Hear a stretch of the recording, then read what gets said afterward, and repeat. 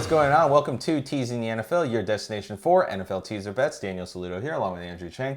We are taking you through the early afternoon games for Week 9 of the 2020 NFL season, and we have up the Denver Broncos going to the Atlanta Falcons. Atlanta is the favorite here at -4, and your total is 50, so Denver gets teased up to +10. The Falcons get teased down across the 0 to +2. Your over gets teased your over gets teased down to 44, and your under gets teased up to 56. So as I was telling him before we started recording, I said I do not like this game at all, and I think he agrees. I don't like it either. It's pretty weird. First of all, Atlanta is just almost like unbettable, I think. I would disagree with that because I bet them nicely on a game on one game, and it worked out perfectly. Oh, you mean that game where you thought you had the over? There was another one I bet on it too. We will go through that in the review. That one? We will go through that in the review. I wasn't wrong either. I was 100% right on him. I just had a typo. We'll review that.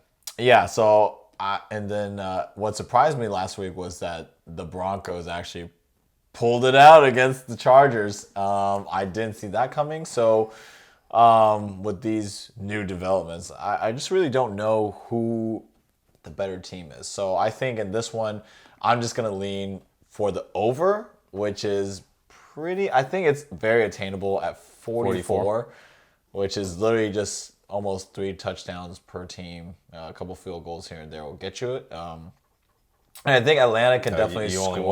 You only want one field goal. I mean, yeah. But I feel that Atlanta can still score against this Broncos defense. That's kind of lackluster, but they're picking it up a little bit. And I feel that with Drew Lock back, I don't know how inspirational of a leader he is. He's better than what they had with Ripien and...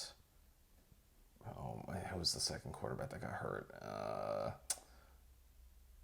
I forgot. Oh man, I feel dumb. Keep going. Almost like saying this strawberry that touched a moldy strawberry is still good. It doesn't have any mold on it, but it's still in the box of moldy strawberries.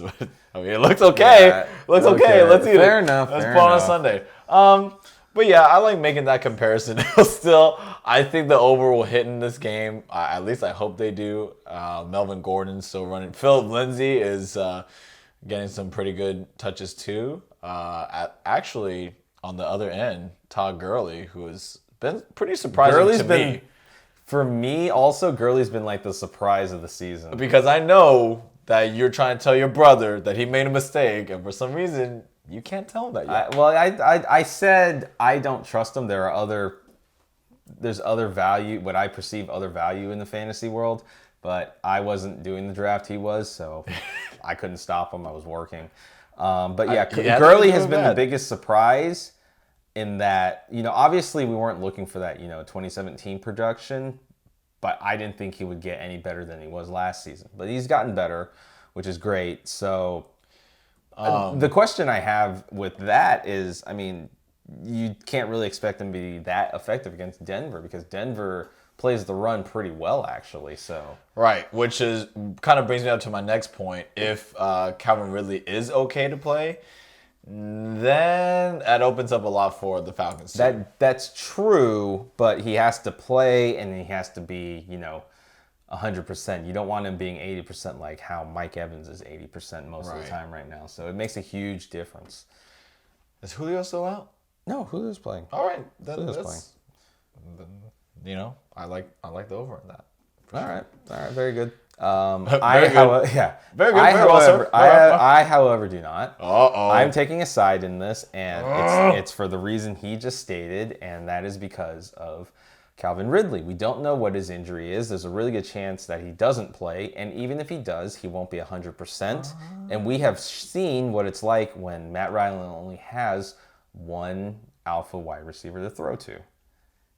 Yeah. So this is why I like Denver. I don't expect Denver to win it, obviously, but I expect Denver to be able to keep it close. They should be able to run well enough on Atlanta that they can do a lot of damage. I think Noah Fant should have a good game as well. Atlanta doesn't really cover tight ends well, so that's where I'm looking right now. It is it's 2 scores that covers you pretty much. So that's why I like it more as value. And let's be honest, we can all fully not expect it, but there's always that chance that Atlanta could go up and then lose the ball and then drop the ball. Yep, for It sure. could happen very easily. So it's hard to trust them.